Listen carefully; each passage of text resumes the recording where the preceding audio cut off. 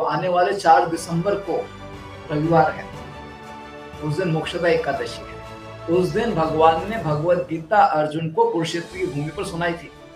तो उस उपलक्ष्य में हम लोग बहुत भगवत गीता का वितरण करते हैं। आप लोगों को भी इस भगवत गीता के वितरण में भाग लेना चाहिए। हम तो यहाँ पर एक तुलाभार का कार्यक्रम करते हैं, जिसमें बहुत सारे श्रद्धालु लोग अपने बच्चों के वजन के बराबर या अपने वृद्ध माता पिता के वजन के बराबर उनको लेकर आते हैं, तुला में बैठाते हैं, उनके वजन के बराबर गीता रखा जाता है और वो सब जो भी इतना धन नहीं दे सकते हैं भगवत गीता के मूल्य के लिए, उनको वितरित किया जाता है ताकि वो लोग भी पढ़ सकें। तो उनको भी लाभ हो जाता है और क्योंकि आपने इस प्रकार से अच्छा पुण्य कार्य किया, आध्यात्मिक कार्य किया, तो आपको भी बहुत लाभ हो जाता है। तो वो 4 दिसंबर को हम बहुत अच्छी तरह से करेंगे। तो आपके भी कोई सदस्य हैं जिनका आपको किसी को पुण्य इस प्रकार से तुलाभार करा के गीता दान करना है, शामिल हो जाइए, बहुत अच्छा है।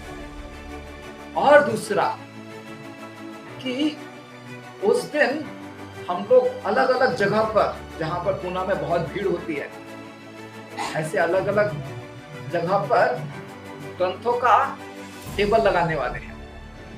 आप लोग बोलोगे कभी दुकान पे मैं खड़ा नहीं हुआ, बराबर है, कभी दुकान में खड़ा नहीं हुआ, ठीक है, लेकिन भगवत गीता का वितरण है ये।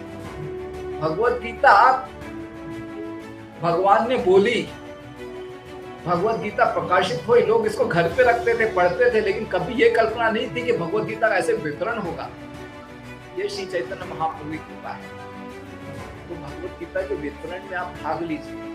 हम नहीं बोल रहे हैं कि आप दुकानदार बनिए, नहीं, आप दुकानदार नहीं बन रहे हो। देखो हाँ जी, बहुत रोग फैल रहा है, कल्पना करके देखिए, सब तरफ रोग फैल रहा है, महामारी फैल रही है, आपके पास दवाई है, आप दवाई लेकर ठीक हो गए हो, तो आप दूसरों को दवाई नहीं दोगे क्या?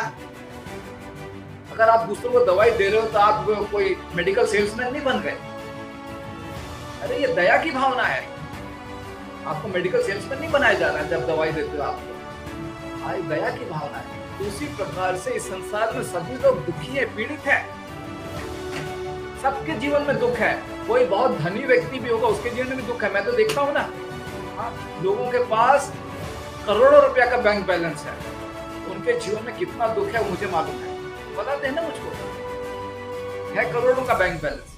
कहने का तात्पर्य यही है कि लोग भले आपको दिखते होंगे जैसे भी, लेकिन मुझे मालूम है सबके जीवन में दुख है, और यदि उनके दुख को दूर करना है तो भगवत गीता का संदेश उन तक पहुंचना चाहिए।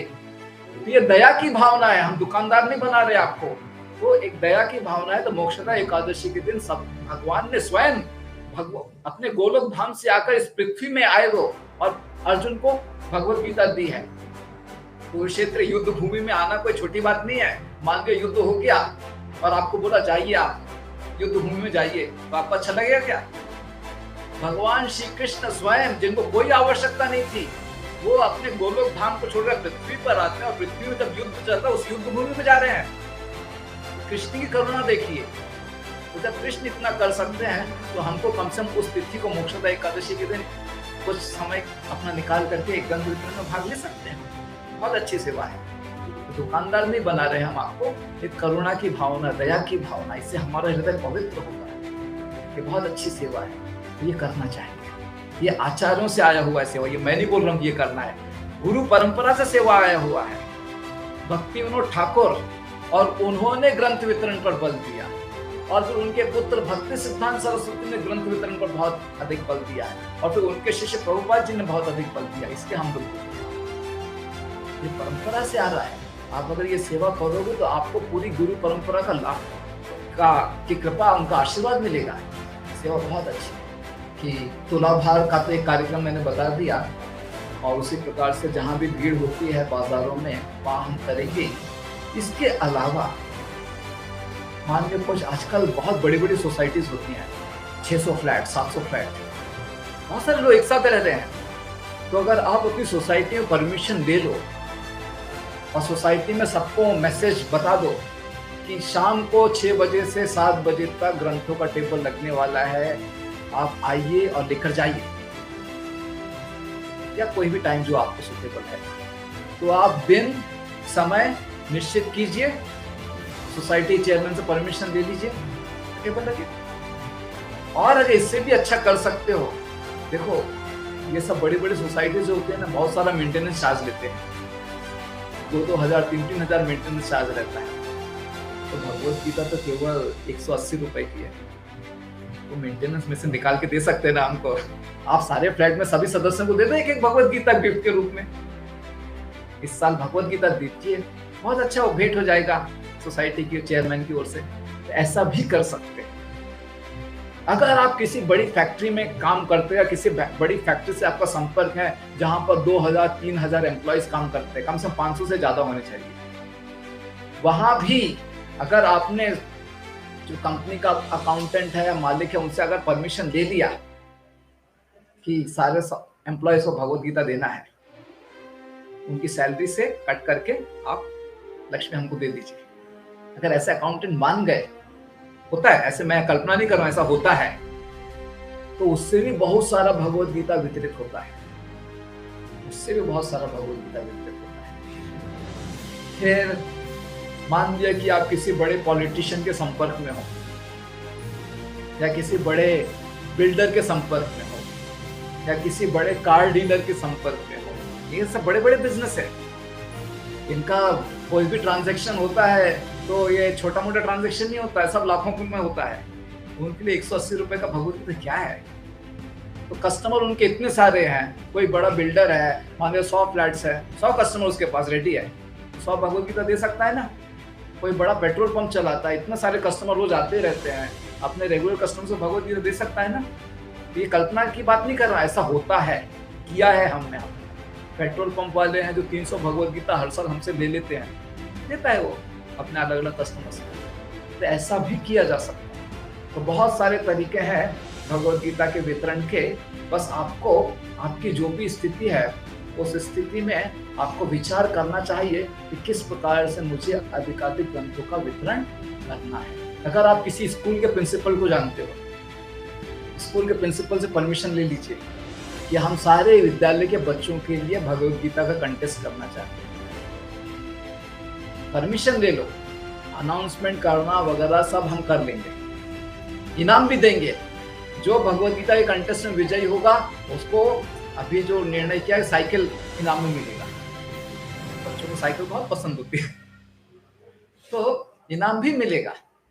सब ऑनलाइन कंटेस्ट हो जाएगा, तो अगर और बच्चे कंटेस्ट में भाग लेंगे तो अपने माता पिता से पैसे लेकर आएंगे, तो भगवत गीता को ले लेंगे। तो ऐसे भी विद्यालय के माध्यम से भी बहुत सारा ग्रंथ वितरण हो जाता है।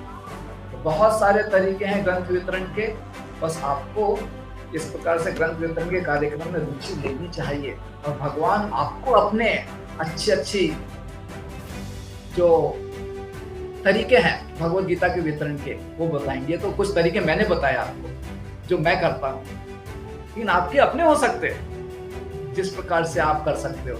और आप बहुत लोगों से गीता दान भी इकट्ठा कर सकते हो। लोग हो सकता है कि हम तो नहीं कर पाएंगे, ठीक है, लेकिन हमारी ओर से आप इतनी गीता बांट दीजिए।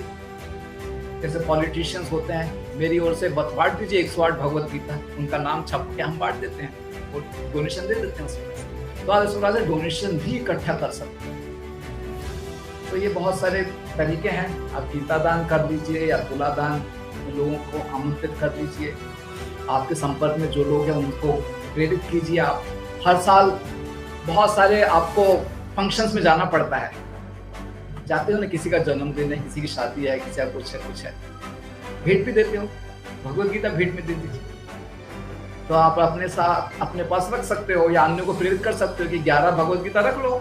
11 फंक्शंस में तो जाने होते ही है साल भर में, 11 भगवत गीता रख लो, दे दो, उनका भी लाभ हो जाएगा और आपका भी लाभ हो जाएगा। तो आप कुछ गिफ्ट देते हो, वो गिफ्ट उनके पास पहले से रहता है, ऐसा तो कुछ नहीं कुछ नया देने वाले जो उनके पास नहीं है, सब कुछ उनके पास रहता है। भगवत गीता दो, वो अच्छा है, तो आपका भी अच्छा लाभ हो जाएगा। तो इस प्रकार से ये सब तरीके हैं, हमको ग्रंथ वितरण अधिकाधिक करना चाहिए। तो आप इस ग्रंथ वितरण की सेवा में जुड़िए और आपको ही इससे लाभ होगा, आपको ही अधिक लाभ मिलेगा। तो ये मेरा आप सबसे निवेदन है, इस सेवा को आप बहुत महत्वपूर्ण भावना से स्वीकार करते, भगवान के व्यक्तिगत आदेश के रूप में इसको स्वीकार करते, गुरु परंपरा के आदेश के रूप में इसे स्वीकार करते हो, अपने जीवन में अपनाइए। और जब हम इस प्रकार से सेवा करेंगे, सेवा जब करेंगे तो भगवत गीता की शिक्षा हमारे हृदय में उभर कर आएगी। दिव्य ज्ञान हृदय प्रकाशित, ये जो दिव्य ज्ञान है हृदय में प्रकट होता है। कैसे प्रकट होता है? जब हम प्रेममय भावना से सेवा करते हैं। ये सेवा बहुत ही आवश्यक है, हम सबको इस सेवा में जुड़ना चाहिए। और इस सेवा को करने में आपकी जो भी परेशानी है आप बताइए, हम दूर कर देंगे। और जिस भी छोटी मात्रा में आप सेवा में जुड़ना चाहते हो, बहुत आवश्यक है, आप जुड़ जाइए। ठीक है, हरे कृष्ण। श्रील प्रभुपाद की जय, समवेत गौर भक्तवृंद की जय, गौर प्रेमानंद।